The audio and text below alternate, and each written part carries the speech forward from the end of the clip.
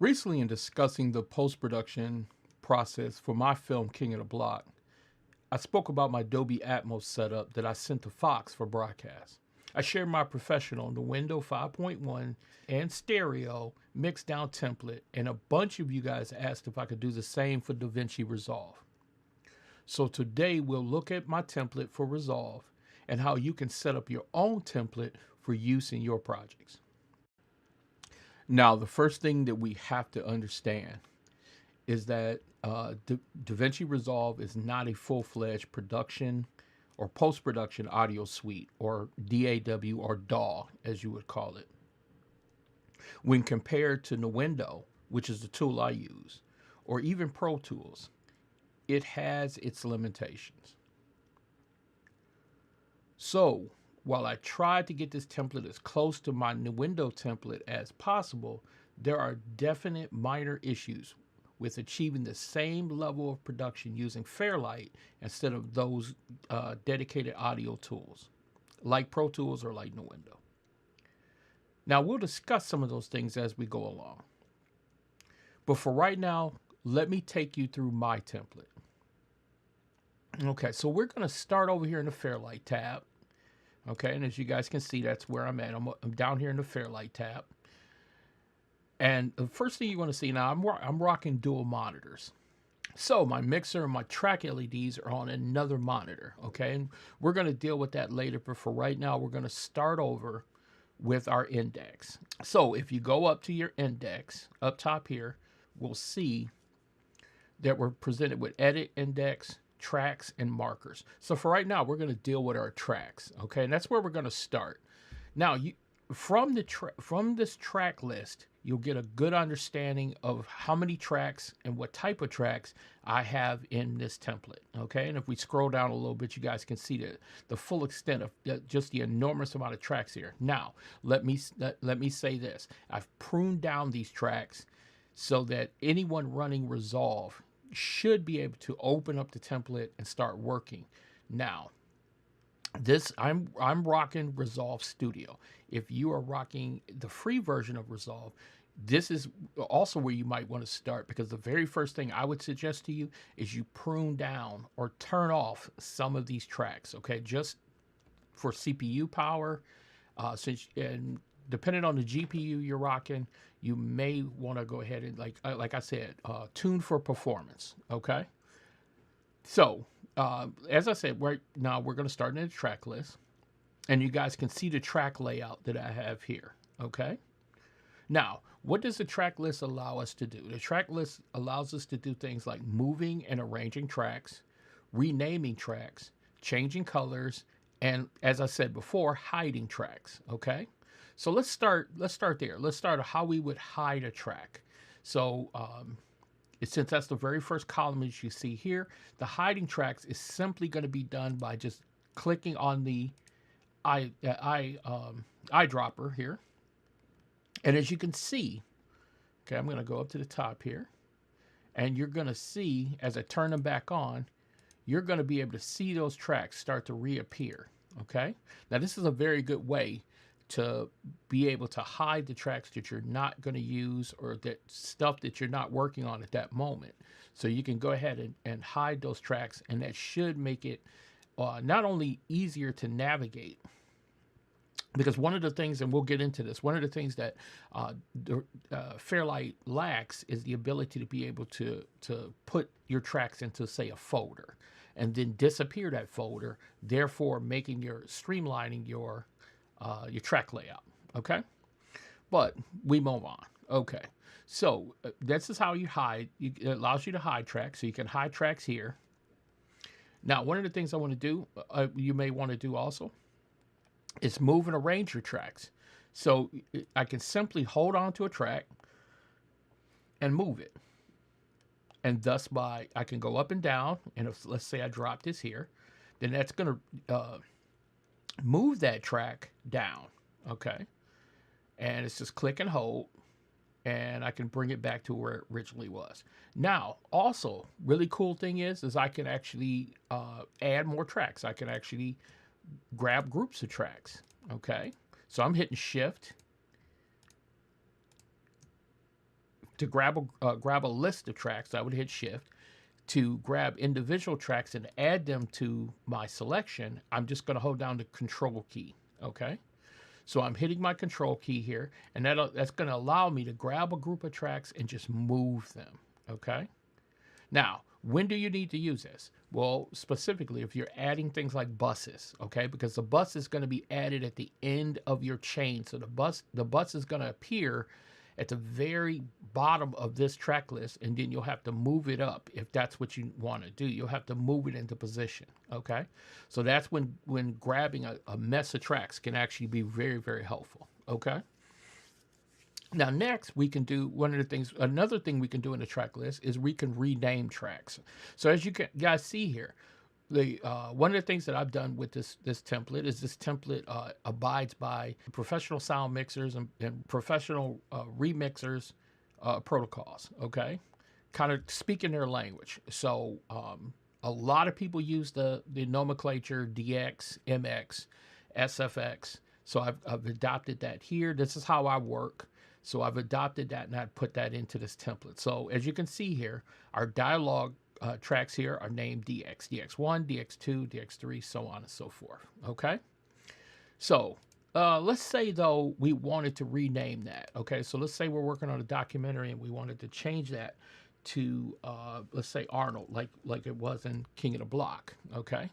And if you guys haven't seen King of the Block, shameless humble brag, it's a great movie, but also shameless plug. It's still on Bally Sports. The Bally Sports Network. You can check it out over there. And after that, we'll be doing straight on streaming like Hulu and Netflix and stuff like that. But currently, right now, you can catch it on Bally Sports. If you haven't seen it, go out and check it out. Okay.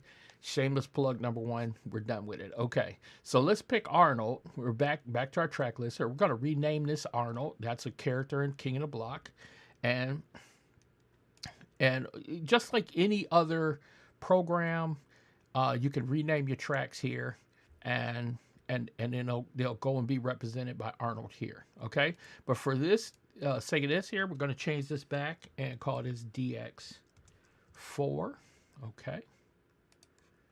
All right. So we've covered moving, arranging, renaming tracks. Now let's say. Now, this is a cool thing that you can do in FAIRLIGHT, okay, and that mimics what you can do in systems like Pro Tools and the window. You can actually give your tracks colors, so you can color your tracks, and that's extremely helpful, okay, because if you're dealing with, let's say, audio tracks versus effect tracks versus if you're dealing in Pro Tools or in the window, you might have instrument tracks, you might have all kinds of different tracks. You do want to color code them so that way they're easily identifiable. Okay. So if you look here real close, and as you guys can see, I'm going to come in and focus up right over here. You'll see that I have my narration tracks. Okay. And if we kind of pick up over here, you can see my narration tracks. You can see them also right here. I've got my narration tracks and my bus tracks colored orange. My narration track is a kind of pink or fuchsia, okay, along with my ADR tracks. And that instantly tells me that these guys are all grouped together. These are tracks that I would normally probably use as ADR tracks, okay? And then I have my one narration track that might have, in my case, I might put on some additional effects that I wouldn't put on in ADR. ADR, I just do raw. Narration, I might use a dialogue leveler just to kind of expedite getting that process out, because a lot of times I'm getting my narration from from an outside source, okay, whereas ADR you might be doing in-house, okay, especially if you're independent. You're probably doing your ADR and spotting it in an ADR using the ADR panel number one in Resolve, which is awesome, but you're 9 times out of 10 doing it at that moment in-house inside the software that you're using, where you're going to get that narration track from an outside source, okay? So in our case, Paul Keels, who's the voice of the Ohio State Buckeyes, OH, did the narration for King of the Block. Well, Paul is such a a professional, such a consummate pro, that Paul has his own little studio, and we provided him with the dialogue. He ripped out the narration, sent it back to us, I believe, in the same day, and I sat it into my workflow. That actually, believe it was later that night we sat it into our workflow. So I have a separate track for that. Then I have a dip track, and we'll get into all of this. I have a dip track, and for some of you guys don't know what dipped and undipped. We'll get into that in a second too. But I have a dip track which all three of these tracks feed into, and then that track is then fed into my print master. Okay, which would be what I would deliver if somebody asked me for ADR or narration masters, a stem, a narration or ADR master, stem that I needed to provide them for whatever reason. Okay, all right. So there you can see how to rename tracks. Like I said, we're going to change the color. So why don't we change this color now? So I'm going to right click on FUTs, and we're going to go change track color, and then you have your colors that you can change the track to. Okay. Now, Resolve doesn't let you do custom colors, and you're kind of bound by this palette here. With a track list this long, there's some points where I had to reuse colors and stuff like that. I try to stay consistent with making sure that they associate, like bus colors versus reverb banks, stuff like that. But you may end up having to reuse colors, okay? But that's how you change colors, okay? And actually, we'll get into this once we get over here into the layout segment. You can actually change colors here too. We'll get into that. So you can change track color. Right click on your track, you can say change track color, so on and so forth. Okay.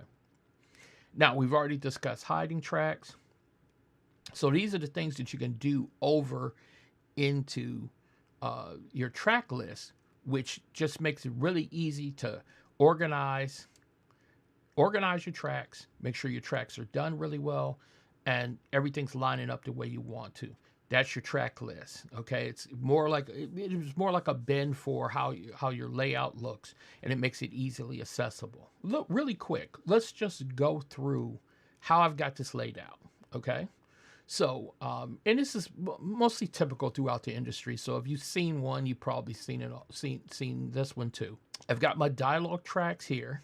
I've got FUTs tracks, and if you don't know what FUTs is would be if I wanted to take some dialogue and pretend like it came on a phone call or a radio or something like that. So these tracks will have an added plug-in like speakerphone or something like that, where you can actually just quickly process the voice and turn it into something you might hear from out of a speaker or out of radio. So that's FUTs. Then, as we spoke before, ADR, narration dipped. Then next I have a bleep track. Okay, now that's not necessarily for narrative work, but this is kind of something I put in for unscripted. Okay, so for the documentaries that I do, I have a separate bleep track. Now, the bleep track, and we'll get into this, the bleep track is not routed to my stems. That bleep track is only routed to my masters, because you wouldn't want to deliver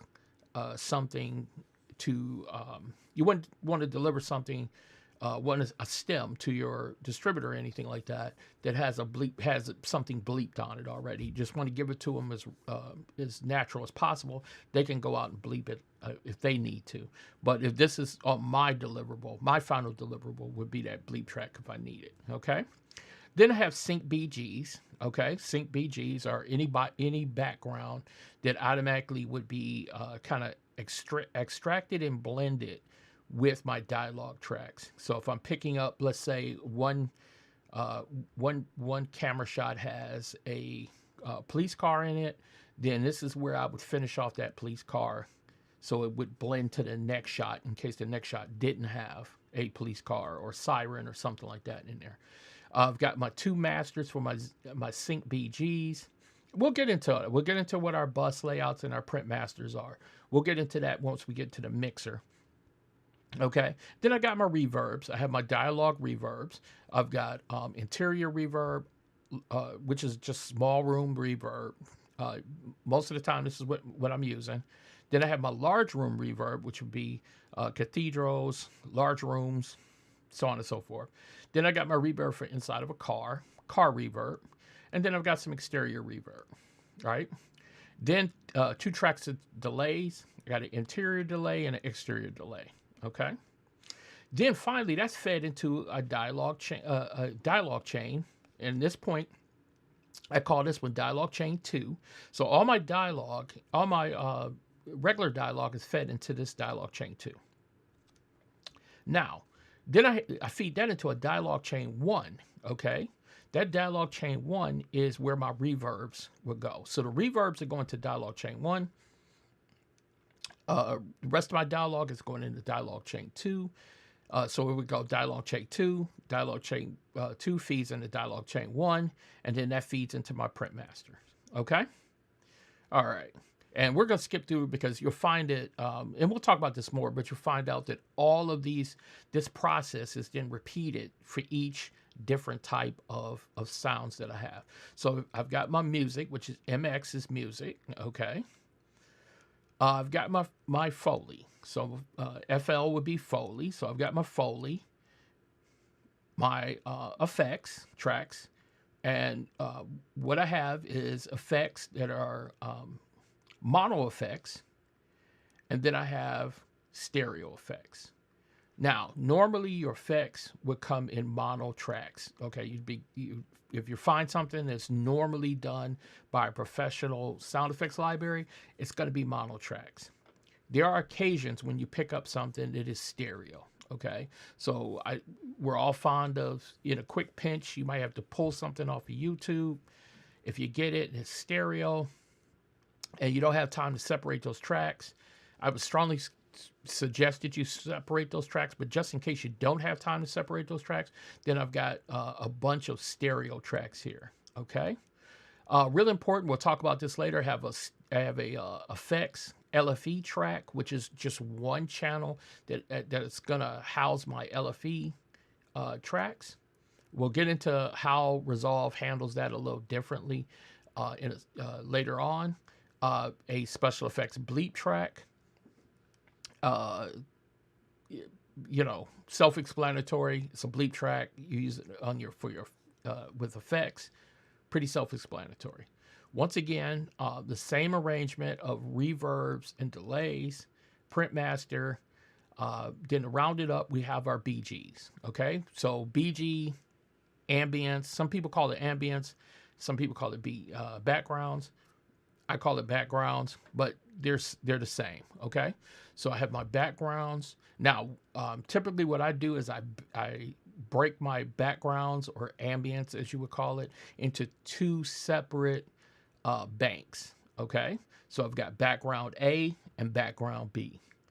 Now, the reason I do this is because theoretically what you want to do is checkerboard. You want to do a checkerboard of your background. So for one scene, I'll use background A, and then the next scene, I'll checkerboard and use background B.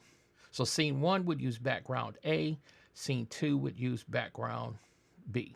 Okay, so on and so forth. Okay, now they're all fed into a submix. So background A is fed into BGA submix. Background B is fed into BGB submix. Okay, and then that's of course fed into your print masters. We've got our once again we've got our reverbs and delays. Pretty standard from what we do. Lastly, what I've added is tone. Okay, and the reason for adding this. All right, we want to add that tone, and I'll go down and I'll show you what I'm talking about. So if you look here, what I've done is I've added some tone, and this is for work. Like I typically, if I'm delivering something for Discovery Channel or somebody who requests tone in their specs, then I have my tones here. Okay, I've got 1K tones for the 5.1 in a stereo delivery, and anything else would be I'm delivering a 400 hertz tone. Okay, that 400 hertz tone would be, let's say, for instance, that I've been asked to deliver the ADR or the narration as a stem. Then I'm routing that, and I'm actually going to take that 400 hertz tone on that mono, because it's going to be a mono. That's going to be a mono stem. That stem is going to be mono. There's no reason to take the mono from the narration or the mono from the ADR and deliver it as a stereo stem. No reason to do that.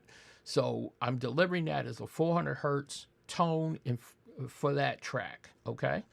All of the other ones, the stereo and the 5.1, are getting the one kilohertz tone. Okay, and that's here. I've thrown it in with the template. You may use it, you may not use it, but it's there. Okay, so we've got all of that. Then you have your my normal out buses. Okay, and main outs. So I've got a M&E, that your typical stereo M&E master, 5.1 M&E, your master out, and for stereo, and your master out for 5.1.